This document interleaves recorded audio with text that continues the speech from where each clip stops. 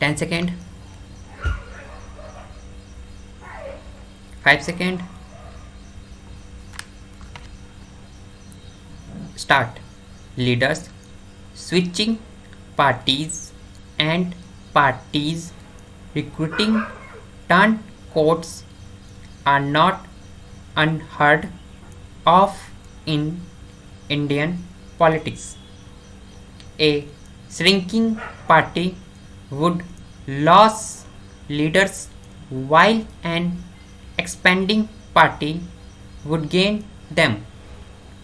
The talent acquisition strategy Bharatiya Janata party goes far beyond such familiar optimism. In the recent years of growth, it has built entire electoral strategies around leaders who crossed over from other parties. In Assam, its two consecutive chief ministers were in other parties. Not long ago, the current incumbent Himanta Biswas Sarma was not just any other Congress leader but a decision maker in the 15 years long tenure of the party until 2016.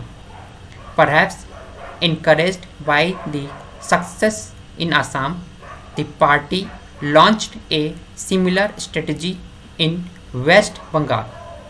It recruited dozens of leaders from other parties, particularly the Trinamool Congress.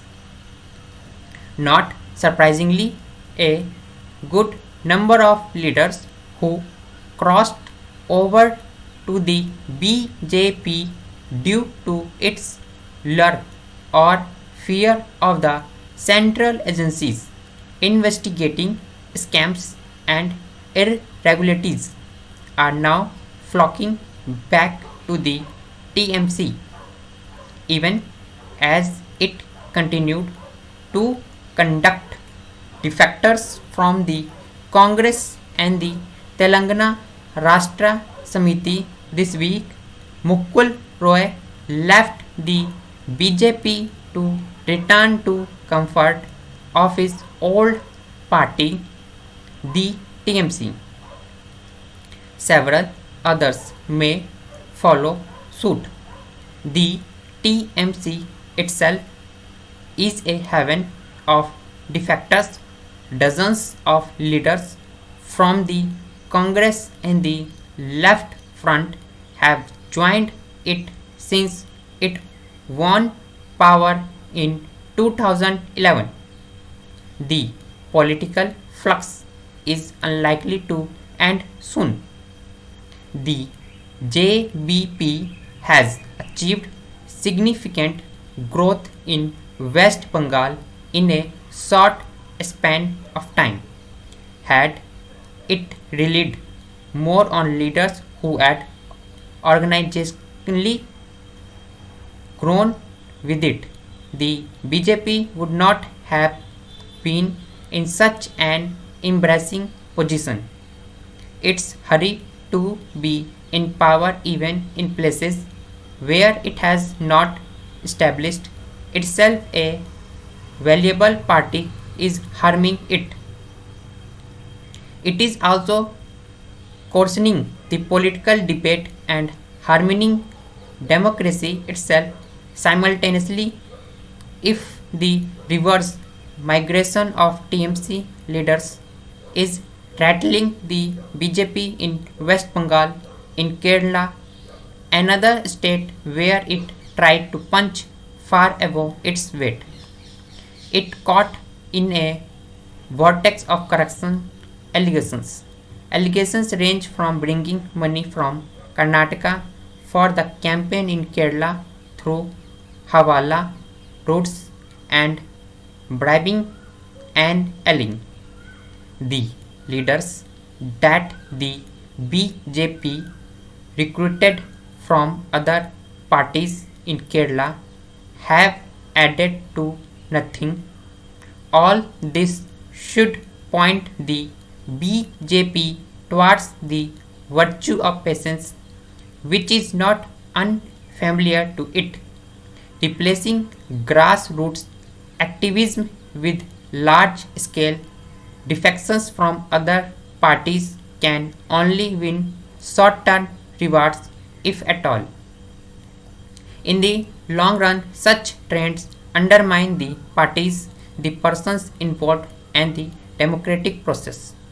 The BJP must learn to be more modest in victory and gracious in defeat. Tactics too focused on the short term can only harm the larger sector over the long term. The judgment of the Delhi High Court granting bail to activist Devanga Kalita, Natasha Narwal, and Asif Iqbal Tanha. They have been in jail for over a year for their alleged role in the 2020 Delhi riots in insignificant for many reasons. Most importantly, it rings to a close many months of jail time for three people who are yet to be proven guilty of any crime, something that should be anathema to any civilized justice system. What is also significant, however, is that the judgment represents an important judicial pushback to the authoritarian legal regime under the Unlawful Activities Prevention Act, ostensibly designed to check and address terrorism. The UPA is perhaps one of the most abused laws in India today. The root of the problem lies in section 43D(5) of this act, which prevents the release of any accused person on bail if, on a perusal of the case diary or the report made under section 173 of the Code of Criminal Procedure, the court is of the opinion that there are reasonable grounds for believing that the accusation against such person is prima facie true. It is important to break this down. Broadly speaking, India follows the adversarial system of criminal justice where two sides to a dispute attempt to persuade the court that their version of events is true. At the heart of the adversarial system of justice is the testing of evidence through cross-examination.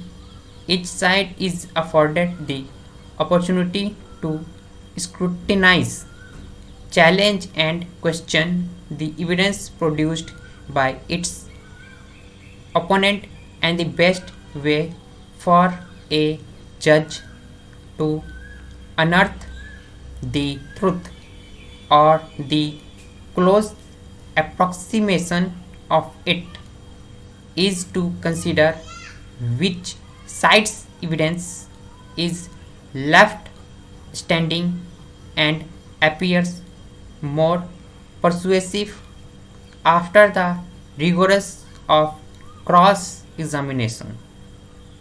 Production of evidence and cross-examination involves witness recoveries of incriminating objects, tests of handwriting or vice samples, and many other elements.